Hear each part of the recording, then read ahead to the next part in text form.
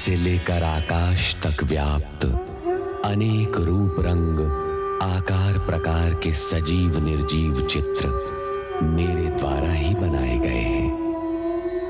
मैं सृष्टि का प्रथम चितेरा, प्रथम चित्रकार हूं। मैं ओंकार हूं।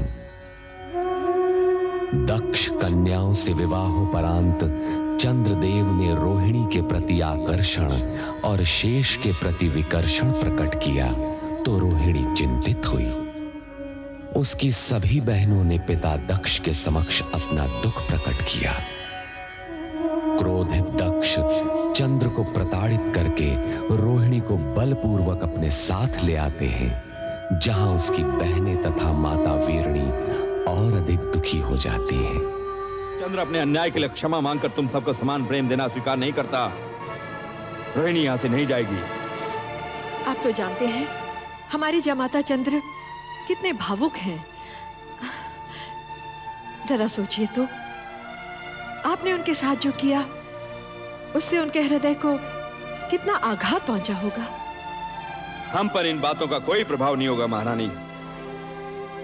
एक अन्यायी को उसके अन्याय का दंड मिलना ही चाहिए। लेकिन महाराज, क्या हम इसके लिए शिव जी से सहायता नहीं? महारानी, ये हम बहुत सुन चुके हैं, किंतु हमारा निश्चय अटल है कि हम शिव से किसी प्रकार की सहायता मांगने नहीं जाएंगे। तो फिर आप अपने पिता ब्रह्मा जी के पास जाकर विनती कीजिए कि वे स्वयं शिव जी के पास जाकर अपनी पौत्रियों को दुर्भाग्य की छाया से बचाएं। इन कन्याओं के पितामह होने के नाते उनका भी कुछ कर्तव्य है।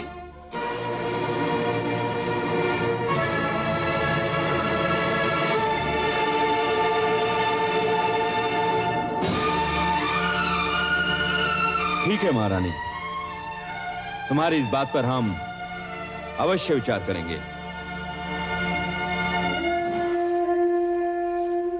माते, रो मत बेटी, रो मत।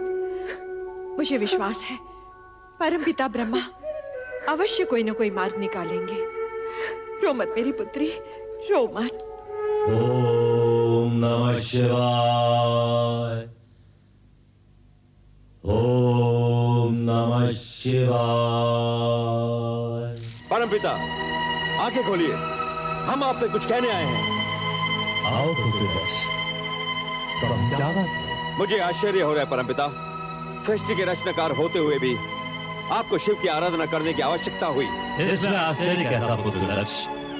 शिव महादेव देवों के देव हैं, उनकी आराधना करना तो संसार के प्राणी मात्र का कर्तव्य है। ये उपदेश आप मुझे नहीं, किसी और को दीजिए परमपिता। मैं आपके शिव शंकर के स्वरूप से भली भांति परिचित हूँ। हम इस विषय में विवाद के इच्छुक नहीं हैं। बताओ, तुम्हारे आने का प्रयोजन क्या है? मैं देख रहा हूँ परमपिता, शिव से संबंधित हर व्यक्ति हमारे लिए बाधा उत्पन्न कर रहा है, हमारी शांति भंग कर रहा है। हम समझे नहीं, तुम किस व्यक्ति की बात कर रहे हो? अपने जामाता अत्रि अनुसुईया के पुत्र चंद्र की, जो शिव के अति प्रिय हैं। क्या किया है चंद्र? चंद्र ने हमारी कन्याओं के साथ छल किया है परमपिता, उन्हें दुख पहुंचा है। इस बात की जानकारी हमें है। अपनी नक्षत्र कन्याओं का चंद्र से विवाह करने से पहले तुमने हमसे तो परामर्श नहीं लिया। हमें पता था कि चंद्र रोहिणी के समान किसी अन्य से प्रेम नहीं कर सकता। यही विधि का विधान है। परमपिता, विधि का विधान तो यह भी था कि हमारी 27 की 27 कन्याएं चंद्र की पत्नियां बने, और उसी के अनुसार हमने सभी कन्याएं चंद्र को सौंप दी। अब जो हो चुका है उसे परिवर्तित नहीं किया जा सकता। तुम बोलो, तुम्हारी क्या इच्छा है? परमपिता, हम चाहते हैं कि आप हमारी कन्याओं को, अर्थात अपनी पोत्रियों को सुखी करने का कोई मार्ग निकालें। अपने आराध्य शिव से कहकर चंद्र को समझाएं कि वो अपनी सभी पत्नियों को समान रूप से प्रेम करे। ये हमारे वश में नहीं है वत्स। किसी के मन की भावनाओं को बलपूर्वक परिवर्तित करना न हमेश है न भगवान शिव को। भलाई इसी में है कि तुम अपनी सभी कन्याओं को चंद्र के पास भेज दो। चंद्र को अपने कर्तव्य का ज्ञान होगा तो सब कुछ सामान्य हो जाएगा। हम दक्ष प्रजापति हैं परमपिता। एक बार जो कन्याएं पतिगृह से लौट आई हैं, उन्हें बिना इच्छा पुनः भेजना और चंद्र से दया की भीख मांगना हम कदापि स्वीकार नहीं करेंगे। चंद्र को हमारे आदेश के आगे झुकना ही पड़ेगा, झुकना ही पड़ेगा परमपिता। ऐसा सोचकर तुम अनर्थ को आमंत्रण दे रहे हो दक्ष। हम तुम्हें सावधान करते हैं, तुम चंद्र पर बलपूर्वक अपना अधिकार थोपने की चेष्टा मत करना। भगवान शिव तुम्हारा कल्याण करे। ओम नमः शिवाय।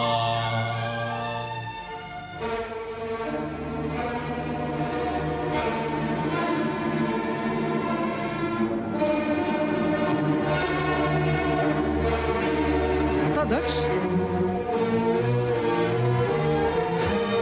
नारायण नारायण। भ्राता दक्ष, आप पृथ्वी का अपना राज्य छोड़कर यहाँ कहाँ भटक रहे हैं? देवर्षि नारद, चंद्र को अपना जामाता बनाने का दंड भुगत रहा हूँ। नारायण नारायण। अर्थात चंद्रदेव ने आपको कष्ट पहुंचाया, परंतु चंद्रदेव तो बेचारे सुंदर, शीतल और प्रेम से भरे हैं। वे आपको कष्ट कैसे पहुंचा सकते हैं? देवर्षि, चंद्र की प्रशंसा सुन हमारा क्रोध जाग उठता है। आप कोई और बात कीजिए। भ्राता, जैसी आपकी इच्छा, परंतु आपकी समस्या क्या है? देवर्षि, ये तो हो ही नहीं सकता कि आपको मेरी समस्या का पता ना हो। चंद्र ने रोहिणी के कारण मेरी 26 पुत्रियों को उपेक्षित कर दिया है और ये बात पूरे संसार में फैल चुकी है। और आप तो घर घर का हाल जानते हैं। नारायण नारायण। मैं आपसे असत्य नहीं कहूंगा भ्राता दक्ष। मैं जानता सब कुछ हूं, परंतु आपके इस व्यवहार से प्रसन्न नहीं हूं। अपनी पुत्रियों के पति के साथ क्या कोई ऐसा रूखा व्यवहार करता है? उन्हें तो प्यार से मनाना चाहिए। अर्थात आप भी उसी का पक्ष ले रहे हैं देवर्षि। तो ये भी जान लीजिए कि यदि चंद्र चुपचाप अपनी पत्नियों को अपने साथ ले जाकर क्षमा मांग लेगा तो हम भी उसे क्षमा कर देंगे। अन्यथा परिणाम अनिष्ट होगा। जाकर कह दीजिए चंद्र से। नारायण नारायण। धन्य हो भोलेनाथ, धन्य हो। चंद्र और दक्ष प्रजापति की बुद्धि विपरीत करने में जगत कल्याण का मार्ग अवश्य छुपा हुआ होगा। आपकी लीला आप ही जाने। ओम नमः शिवाय। ओम नमः शिवाय। चंद्र, ओम नमः शिवाय। चंद्र, ओम नमः शिवाय। बेटा चंद्र, ओम नमः शिवाय। चंद्र, ओम नमः शिवाय। बेटा चंद्र, ओम नमः शिवाय। कहाँ है तू चंद्र? ओम नमः शिवाय। चंद्र तो चला गया देवी। मैंने उसे बहुतेरा रोका, किंतु उसे रोक पाना संभव नहीं था। रोहिणी के जाने से चंद्र के मन को आघात लगा है। उसे यहाँ से नहीं जाने देना था। मुझे तो लक्षण कुछ अच्छे दिखाई नहीं दे रहे देवी अनसुईया। दक्ष का वो रूप, चंद्र का विषाद, लगता है कहीं कुछ अनिष्ट न हो जाए। ऐसा अशुभ न बोलिए स्वामी। प्रभु से प्रार्थना कीजिए कि हमारा चंद्र इस संकट से सकुशल निकल आए। अब तो भगवान शिव शंकर का ही आसरा है। चलो देवी, हम दोनों मिलकर भगवान शिव की आराधना करें। ओम नमः शिवाय। ओम नमः शिवाय।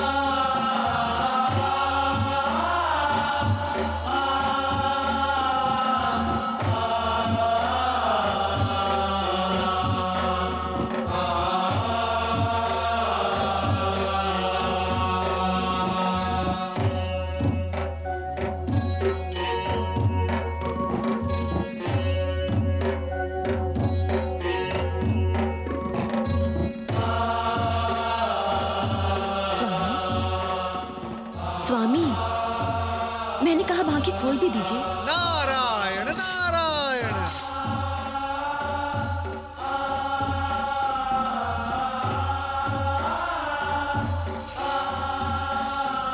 प्रभु, मेरे इतने पुकारने पर भी आपकी पलक तनिक भी नहीं हिली और देवर्षि के आते ही आपने अपने नेत्र खोल दिए। अर्धांगिनी की अपेक्षा भक्त के प्रति भगवान को विशेष सचेत रहना पड़ता है। नारायण नारायण। प्रभु, आपने इस भक्त को प्रसन्न करने के लिए देवी सती को कुंठित कर दिया। कुंठित? मैं? कदापि नहीं। कभी कभी थोड़ी बहुत उल्हाने, थोड़े हास्य, थोड़े परिहास, इन्हीं से तो पति पत्नी का प्रेम बढ़ता है ना प्रभु? तुम्हारा मंतव्य है कि प्रेम के विस्तार के लिए मैं भी ये सब करूं? देवी सती, आपको तो प्रतिक्षण भगवान शिव के निकट रहने का सुख प्राप्त है, परंतु हम भक्तों को भगवान शिव के एक क्षण भी दर्शन हो जाए तो हम धन्य होकर चले जाते हैं। नारद जी, कहीं आपको मुझसे ईर्ष्या तो नहीं हो रही? नारायण नारायण नारायण। देवी सती, ये कैसे हो सकता है? मैं बाल ब्रह्मचारी अवश्य हूं, परंतु मैं विवाह संस्था भी मानता हूं। पति पत्नी को एक दूसरे के नैकट्य का सुख अति आवश्यक है। यदि यही अप्राप्त रह जाए तो बड़े दुख की बात है। आपकी निश्वास कुछ संकेत कर रही है देवर्षि।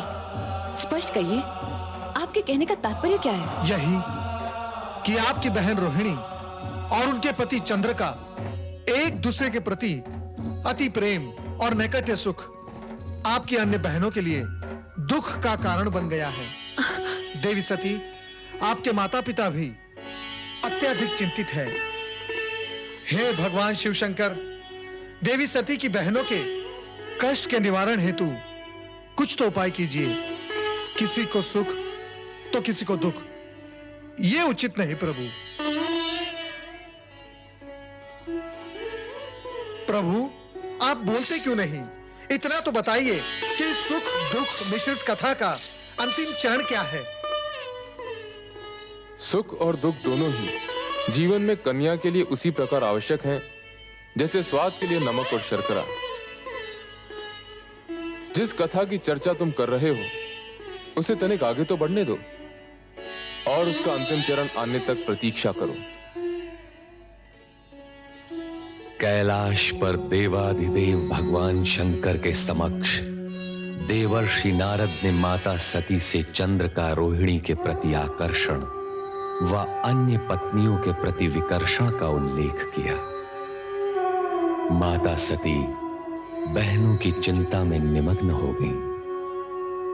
उधर अर्धरात्रि में रोहिणी अपनी शैया पर बैठी चंद्र की स्मृति में व्याकुल है। ये मुझे क्या हो गया है प्रभु? क्या मेरा जीवन उद्देश्यहीन हो गया है? क्या चंद्र मुझे कभी प्राप्त नहीं होगा? क्या चंद्र मेरी सुध ही नहीं लेगा? मुझे स्वयं नहीं ज्ञात कि मैं कैसी विपदा में आन पड़ी हूं। हे परमेश्वर, मेरा जीवन क्या निरर्थक है? नहीं नहीं, मेरा जीवन निरर्थक नहीं हो सकता। मैं इस जीवन को ऐसे ही व्यतीत नहीं करूंगी। मुझे अपने जीवन के बारे में सोचना होगा मुझे। मैं अपने चंद्र के बिना नहीं जी पाऊंगी, नहीं जी पाऊंगी, मैं नहीं जी पाऊंगी। हे भगवान, तुम्हें यदि सृष्टि रचना करनी ही थी तो मानव क्यों बनाया? और यदि मानव ही बनाना था तो उसे हृदय क्यों दिया? और यदि उसे हृदय देना ही था प्रभु, तो उसमें प्रेम क्यों समोया? ये मेरी सोच से परे है प्रभु। मैं आज तक इसका कारण नहीं जान पाई। मुझ पर कृपा करो प्रभु। मेरे चंद्र से मुझे शीघ्र मिला दो प्रभु।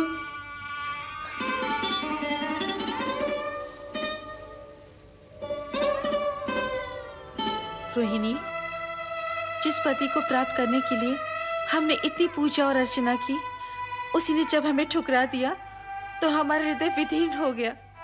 ये भी सत्य है कि तीर खाए पंछी की तरह छटपटाते हुए जब हमने पिता के समक्ष कहा कि चंद्र रोहिणी के कारण हमें उपेक्षित कर रहा है, तो हमें ठीक नहीं लगा। हम तो विरह में विचलित थे ही, तेरा सुख भी पिता की क्रोध ने छीन लिया। जो कुछ भी हुआ अश्विनी बहन, ठीक ही हुआ। यदि हम सब बहनें बचपन से सुख में भागीदार रही हैं, तो दुख में भी हमारा समान भाग होना चाहिए। मैं सत्य कहती हूँ बहनों, स्वामी के पास होते हुए भी मैं हर क्षण यही सोचा करती थी कि तुम लोगों के साथ घोर अन्याय हो रहा है। अश्विनी, हम बहनें तो हैं, किंतु उससे पहले हम नारी हैं, और यदि नारी ही नारी की पीड़ा नहीं समझेगी तो फिर कौन समझेगा? हो सके तो मुझ पर विश्वास करो और मुझे स्वयं से अलग मत समझो। बस करो रोहिणी, अब इस तरह से अपने मन को और मत दुखाओ। होगा वही जो भगवान को स्वीकार होगा। अब तुम विश्राम करो बहन। हाँ रोहिणी, आओ चले।